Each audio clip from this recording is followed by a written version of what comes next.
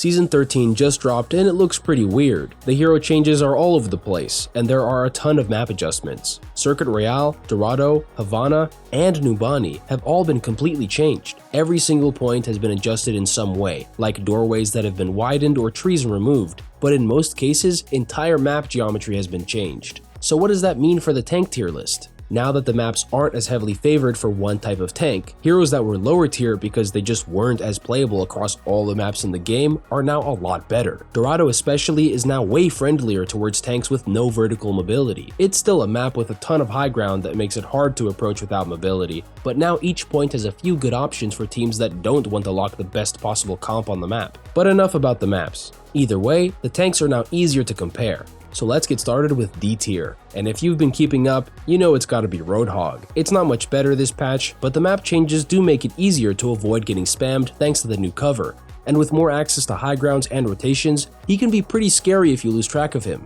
He usually stays the same tier unless he gets changed directly, so that's why he's still in D tier. Most recently, his healing resource regeneration got improved, so while he still is a massive damage sponge that struggles to take space, he can at least heal up and fight often enough to keep up with his short hook cooldown. And now that we've had Pigpen for a while, it's actually been a great upgrade to his kit. It adds a slow, which he hasn't had before, and only a few other tanks have at all, and it also gives him even more burst damage. Roadhog is definitely the worst tank, but he's in a better state than he's ever been. It's just that other tanks are way more capable. They can tank more for themselves and their team, have stronger ultimates, and are above all much harder to counter. Against Roadhog, you can pick Ana for anti-heals and a sleep, or Orisa for an unkillable frontline and a stun. But much simpler than that, you can also just shoot him. No armor and a massive hitbox makes him really easy to force out for any teams that have enough spam, and enough spam doesn't have to be Hanzo, Zen, and Echo. Even Tracer can force almost his entire heal alone, which prevents the one thing Roadhog is good at,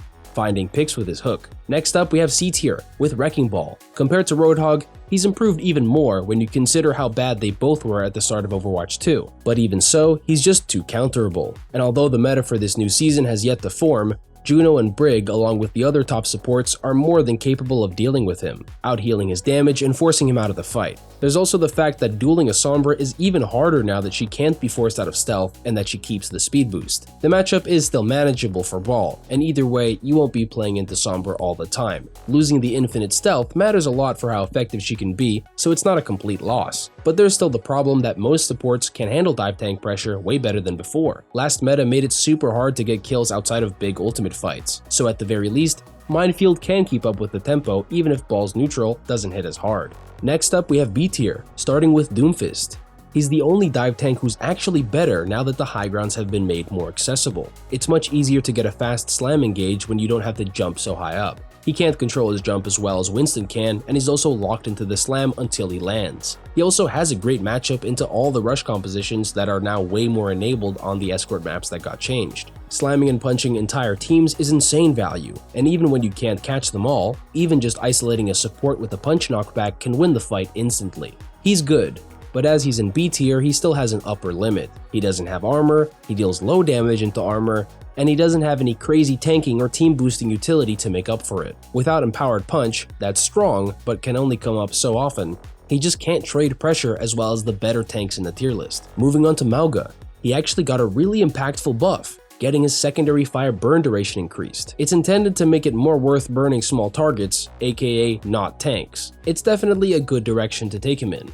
As long as he isn't forced to shoot tanks only or die, he's way more fun to play with and against. But there's also the fact that this duration increase is against everyone, so tanks will also burn for 1 second longer, leaving them open to critical damage for that much longer as well. There shouldn't be a risk for a Malga meta though. His overdrive still has just a 3-second duration, so most compositions can hold out and then immediately go back in to punish the Malga. An extra second of burn won't keep him alive when he has the hitbox of a large automobile. This change is still super positive though. If combined with another small buff in the mid-season patch or even next season, he could jump up in tiers really fast. Even right now, he's much better at getting picks just by tracking, so he can even compete with spam comps if you have solid aim and positioning. And best in B tier goes to Zarya. Her damage buffs have made her way more consistent, so even though she's worse than Malga at the highest level where rushes can happen in an instant, she's usually going to be much more active in the fight. Getting high energy isn't as tough as it used to be, and there are a lot of heroes that can take advantage of the bubble. Right now, the barriers have 225 HP and an 11-second cooldown, so although the cooldown has been better,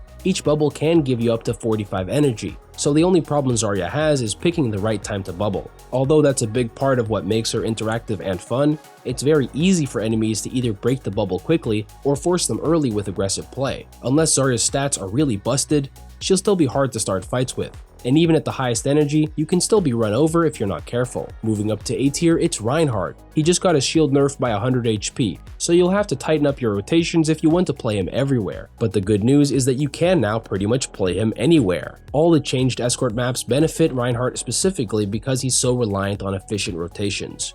And even the unchanged maps like Gibraltar or Rialto just require some special strats. Now that there are less maps that are super tough to play, it's even easier to focus on the best positions to take to constantly push the objective. Ryan is very often a tough hero to play into the top tier heroes, but he can still zone super well and stay alive. And with Juno's Hyper Ring, going for aggressive hits is easy.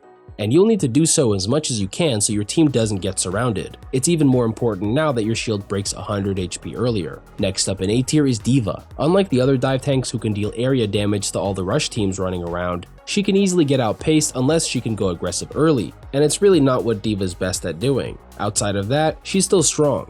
These map changes are big, but Diva's defense matrix and high armor health still allow her to peel extremely well. So even though she's only been nerfed recently, there's not really a better tank for defensively supporting a high impact DPS like Widowmaker. There are still stronger options for proactively pushing as well as punishing enemy rotations, but she does have a role that no other tank can take over. And even when she's not beyond busted, she can do so much. Don't forget that they didn't nerf her burst damage. She can still run down DPS and supports alike with no problem, and then matrix the healing afterwards. Slightly better is Winston. He hasn't been doing great into the Juno meta, but now that her healing fall-off range has been reduced, she has to stick closer to her team to be as effective. That makes it easier to punish her as well as block healing, since she can't heal as much as Anna anymore combined with double jumping to get better angles. Diva's nerfs have also made Winston way more viable, so although the 5 damage nerf to his Tesla cannon have actually had a noticeable negative impact, he still has all he needs to carry games.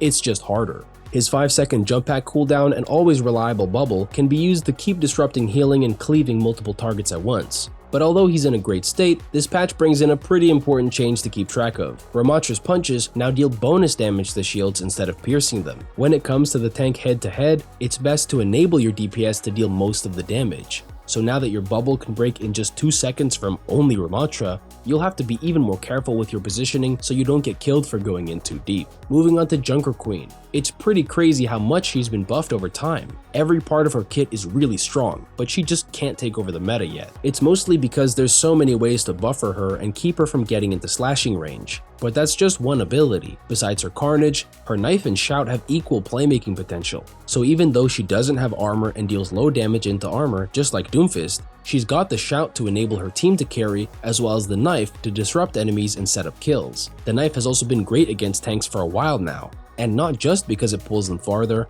but also because it's a good amount of burst. Queen is a bit more counterable than the rest since she can't block any slowing effects, but at least she has options with her knife and shout instead of being completely denied when the enemy team counterpicks. Next we have Sigma at the top of A tier. He's still the strongest tank without armor, and although he can get rushed fast, his spam damage was recently buffed, especially against stacked teams. He's also very simple. You position to deal as much damage as you can before the fight, and then survive while keeping it up. If you can just keep spamming away and keep hitting your shots, you'll be building fast ultimates and slowing the enemy team's approach. Other heroes have to sweat very hard to deal with their counters, but for Sigma, it's just about not getting rushed and one-shot.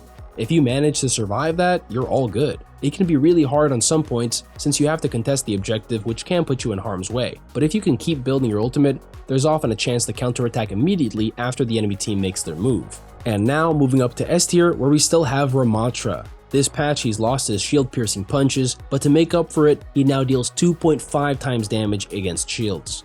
This is a pretty interesting change since it can be sometimes better to break shields instead of pierce them to enable your team to get picks. His punches now deal a little over 160 damage, so he can 2-shot Briggs' shield, disabling her bash, and deal a constant 270 damage per second to other shields.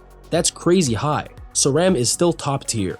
He won't be able to reach into enemy backlines past shields, but he's way better at melting them, even more effective than Symmetra. Punching through shields was pretty busted, so it's hard to think of this new version as better. but considering that Ram used to deal 65 damage to the shield and then 65 damage to the hero, now that it's instead multiplied by 2.5, it's actually a damage increase.